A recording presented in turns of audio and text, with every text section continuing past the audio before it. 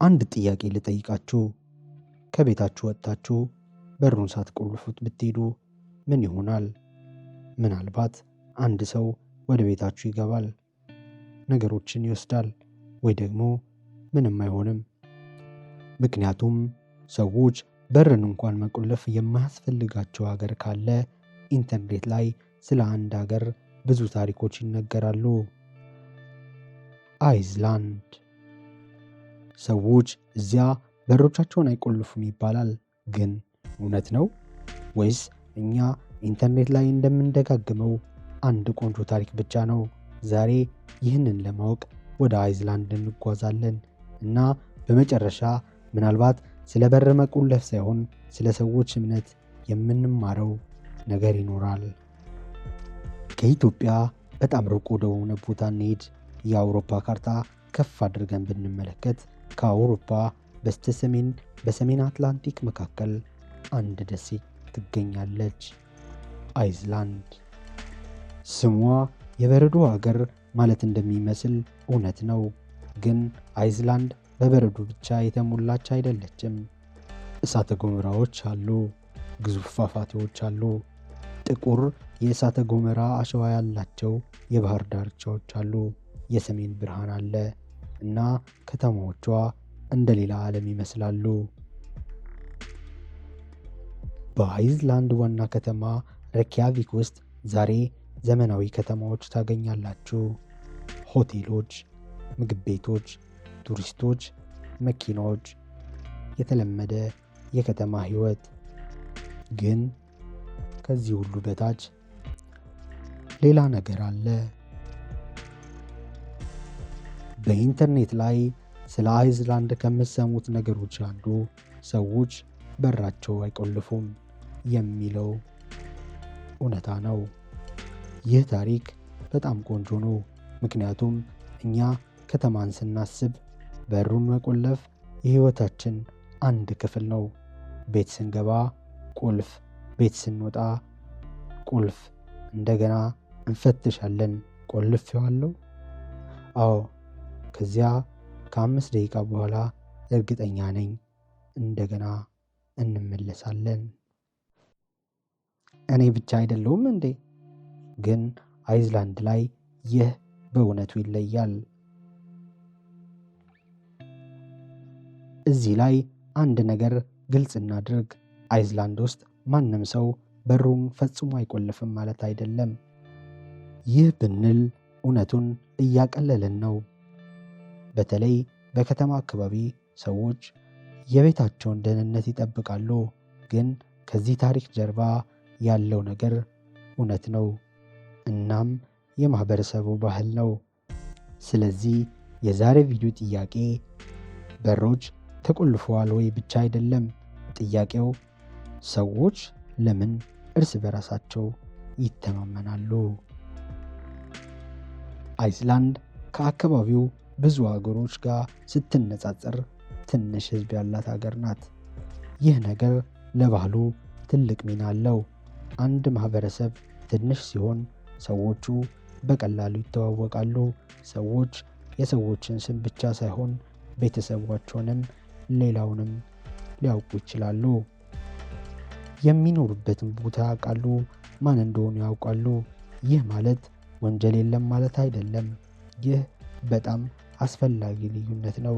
ደህንነት ማለት አደጋ የለም ማለት አይደለም። ደህንነት ማለት አደጋው የተለየ ደረጃ ላይ መሆኑ ነው። አሁን ስለ አይስላንድ በጣም የሚያስገርም ሌላ ታሪክ አለ። አንዳንድ ሀገሮች ላይ ወላጆች ልጆቻቸው ከዓይናቸው እንዲርቅ ማድረግ እጅግ ያስፈራቸዋል። ነገር ግን በኖርዲክ ሀገሮች ውስጥ ልጆች ከቤት ውጭ በሕፃናት መኪና ውስጥ ማስቀመጥ የሚታወቅ ባህል ነው። ግን ለምን? እነሱ ለደህንነት የማይጨነቁ ስለሆኑም አይደለም። በእነሱ የሕይወት አስተሳሰብ ዓለም ሁሉ አደገኛ ቦታ አይደለም። ይህ ከሀገር ወደ ሌላ ሀገር ስንጓጓዝ ልናስተውለው የሚገባ ነገር ነው። እኛ አንድ ነገር እብደት ልንመለከት እንችላለን። ሌላ ማህበረሰብ ግን እንደ መደበኛ ሕይወት ያየዋል። እምነት ማለት በርን መቆለፍ አለመቆለፍ ብቻ አይደለም። እምነት ማለት አንድ ሰው ከጎን ሲያልፍ እሱ ሊጎዳኝ አይመጣም ብለህ ማመን ነው። ልጅህን ከሌላ ሰው ጋር ስትተወው እንደሚጠብቀው ማመን ነው። በማህበረሰቡ ውስጥ ሌሎች ሰዎች ሕጉን እንደሚከተሉትን ማመን ነው። እና ይህ እምነት ሲጨመር የህይወት ብዙ ነገሮች ቀላል ይሆናሉ። የሚገርመው ነገር ግን እምነት በአንድ ቀን አይፈጠርም፣ በዓመታት ውስጥ ይገነባል። እዚህ ላይ አንድ ችግር አለ። ኢንተርኔት ብዙ ጊዜ ሀገሮችን በአንድ ሐረግ ይገልጻል። ይህች ሀገር ፍጹም ደህና ናት። ሰዎች እዚህ በሮቻቸውን አይቆልፉም። እዚህ ወንጀል የለም። እነዚህ ሀገሮች በጣም ቀላል ናቸው። እውነተኛ ሀገር ግን እንዲህ ቀላል አይደለችም። አይዝላንድ ውስጥ ወንጀል አለ፣ ፖሊስ አለ፣ ሕግ አለ፣ የደህንነት ስጋቶችም አሉ። ስለዚህ እኛ ይህን ታሪክ እንደ አይዝላንድ ውስጥ ሰዎች ምንም አይፈሩም ብለን መረዳት የለብንም። ትክክለኛው ታሪክ የተሻለ ነው። ምናልባትም የአይዝላንድ ምስጢር በርን አለመቆለፍ አይደለም። ምስጢሩ ሰዎች ሌላውን ሰው እንደ ጠላት በቀላሉ አለመመልከታቸው ሊሆን ይችላል። ይህ ልዩነት ትልቅ ነው። አንድ ሰው በሩን ሲያይ ማን ይገባበታል ብቻ አያስብም። ማን ነው የሚኖረው? ማን ነው ጎረቤቴ? ማንን ልርዳው ብሎም ሊያስብ ይችላል። አሁን ግን ወደ ኢትዮጵያ እንመለስ። እኛ ኢትዮጵያውያን ስለ ጎረቤትና ማህበረሰብ የምናውቀው ነገር አለ። አንድ ሰው ሲቸገር ጎረቤት ሊረዳው ይችላል። አንድ ቤት ሰርግ ካለ ሙሉ ሰፈሩ ያውቃል። አንድ ሰው ሲያዝን ሌሎች ሰዎች ሊደርሱለት ይችላሉ። ይህ እምነት አይደለም? እምነት ነው። ግን እምነት በየሀገሩ የሚገለጽበት መንገድ ይለያያል። አንዳንድ ቦታ በቤት በር ላይ ይታያል። ሌላ ቦታ ደግሞ ቡና በአንድ ጠረጴዛ ዙሪያ ላይ በመቀመጥ ይታያል። የጉዞ ቪዲዮዎች አንድ ችግር አላቸው። ቦታዎች በፎቶ ማሳየት ቀላል ነው። ፏፏቴ፣ ተራራ፣ የሰሜን ብርሃን፣ በረዶ፣ የሚያማምሩ ውብ ቤቶች። ግን ይህ ጉዞ ነው አይደለም። ይህ የቦታ ማሳያ ነው። እውነተኛ ጉዞ የሚጀምረው ለምን ብለህ ስትጠይቅ ነው። ለምን እዚህ ሰዎች እንደዚህ ይኖራሉ? ለምን ይህን ምግብ ይበላሉ? ለምንስ ይህን ቋንቋ ይናገራሉ?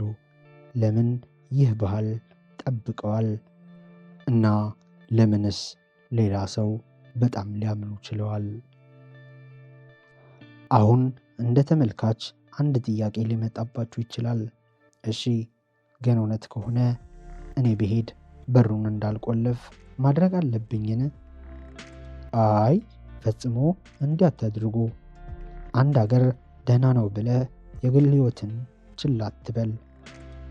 ቱሪስት ሆነ ስትጓዝ የአካባቢውን ሕግና ምክር መከተል አለብህ። ስለዚህ የዛሬ ታሪክ የምንማረው በርህን አትቆልፍ አይደለም፣ ሌሎች ሰዎችን እንዴት እንደምናምን እንመረምር እንጂ። ስለዚህ ከደቂቃዎች በፊት የጠየቅነውን ጥያቄን መልስ። በአይዝላንድ ሰዎች በሮቻቸውን ለምን አይቆልፉም? መልሱ ምክንያቱም ማንም በር አይቆልፍም ስለሆነ አይደለም። ይህ የተሳሳተ መነሻ ነው። እውነተኛው ታሪክ አይዝላንድ እንደ ማንኛውም ሀገር ደህንነትና ጥንቃቄ እንዳላት ማወቅ ነው። ግን በትንሽ ማህበረሰብ ከፍተኛ የማህበረሰብ እምነትና የተለያየ የህይወት ባህል ሰዎች ዓለምን የሚመለከቱበት መንገድ ሊለያይ ይችላል። እና ይህ ከበር በጣም የሚበልጥ ታሪክ ነው። አንዳንድ ጊዜ በርን የምንቆልፈው በሩ ላይ ስላለው ቁልፍ አይደለም፣ በዓለም ላይ ስላለን እምነት ነው። እኛ የምንኖርበት አካባቢ፣ እኛ የምንያዛቸው ሰዎች፣ የምንፈራቸው ነገሮች፣ እነዚህ ሁሉ ዓለምን የምናይበት መነጽር ይፈጥራሉ። ስለዚህ ወደ ሌላ አገር ስንጓዝ እኛ ቦታ ብቻ እንመለከትን፣ የሰዎችን ዓለም እንመለከታለን።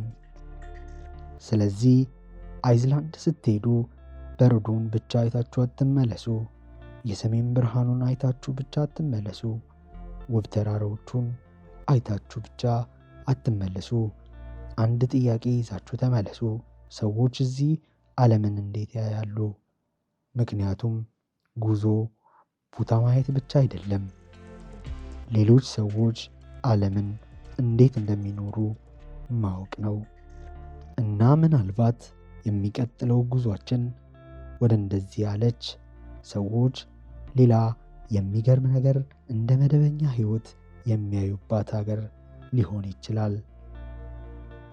አንተስ በርህን ሳትቆልፍ ከቤት መውጣት ትችላለህ?